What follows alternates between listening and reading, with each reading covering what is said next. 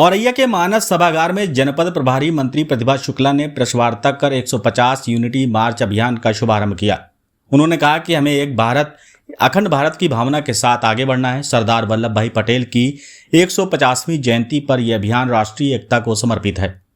मंत्री ने कहा कि पटेल जी ने सदैव देशभक्ति और एकता को प्राथमिकता दी। उनके विचार आज भी प्रेरणा स्रोत हैं। यह अभियान 2 महीने तक चलेगा, जिसमें पदयात्राएं, प्रतियोगिताएं और जन जागरूकता कार्यक्रम आयोजित किए जाएंगे।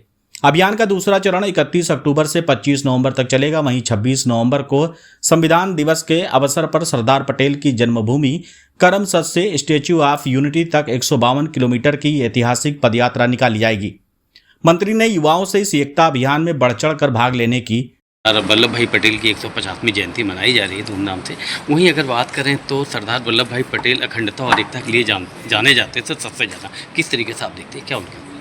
देखिए, सरदार वल्लभ भाई पटेल ने देश की अखंडता को जोड़ने के लिए 565 रियासतों को जोड़कर भारतीय संघ में जोड़ा और भारत को अखंड भारत बनाया। इसके तो जो उनका नज़रिया था, उसमें सभी जाति के लोग एक साथ मिलकर कार्य करें और भारत को विकसित राष्ट्र बनाएं, भारत के विकास की बात हो और हम कहीं टुकड़ों में ना बटें। इसीलिए जैसे हैदराबाद जैसे लोग हैदराबाद नहीं शामिल हो रहा था, उसको शामिल करने के लिए भी उन्होंने विशेष आग्रह किया। तो ऐसे जो लोग कहीं ना कहीं अपनी जात को लेकर या अपनी प्राथमिकता को लेकर आगे बढ़ रहे थे, तो उन्होंने कहा जब तक हमारा भारत अखंड भारत नहीं बनेगा, तब तक हम एक तरह से मजबूत होकर नहीं खड़े हो पाएंगे। भारत को अखंड बनाने के लिए हमें सभी लोगों को मिलकर एक साथ चलना है और हमारे तिरंगे की आन बान शान को आगे लहराना है, क्योंकि देश प्रेम से बड़ा कोई प्रेम नहीं होता है।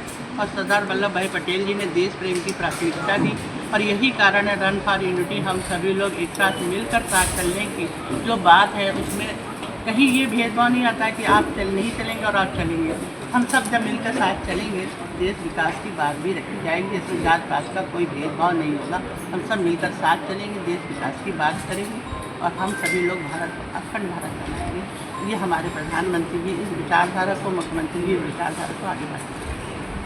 इसमें हम इस कार्यक्रम को कर रहे हैं और इसमें हम सभी लोग 1 हफ्ते से इस कार्यक्रम को करेंगे। जो भी हमारी पदयात्रा भी निकालेंगे और उनको समर्पित भी करेंगे। निबंध प्रतियोगिता भी होगी, बच्चों के अंदर वाद विवाद प्रतियोगिता का भी सांस्कृतिक कार्यक्रम भी करके हम उन सारे पहलुओं को जो कहीं ना कहीं छुपे हुए थे, उनके त्याग और तपस्या कहीं ना कहीं जो दिखाई नहीं दे रही थी, जन जन तक उसको जन आंदोलन बनाकर एक मैसेज देना चाहते हैं कि हम सभी एक हैं, हम अलग नहीं हैं, हम टुकड़ों में ना बटें, हम जात पात के भेदभाव में ना बटें। हम सब मिलकर जब काम करेंगे तो अखंड भारत का निर्माण होगा। हैदराबाद की रियासत को लेकर काफ़ी संघर्ष रहा था, किस तरीके से? तो उन्होंने किया था संघर्ष और उसके बाद उन्होंने उसको जोड़ने में कामयाबी भी हासिल की थी। हैदराबाद में तो हमारे मुस्लिम भाई ज़्यादा रहते हैं और आज भी कहीं ना कहीं लड़ाई झगड़े का क्रम आता रहता है, लेकिन फिर भी उसको जोड़कर एक साथ उन्होंने गंगा जमुनी संस्कृत को आगे साझा करते हुए आगे बढ़ाया और हम सभी लोग उनको बार बार श्रद्धासुमन समर्पित करते हैं। देश की अखंडता ही सर्वोपरि है, देश प्रेमी सर्वोपरि है, देश के लिए जान भी निछावर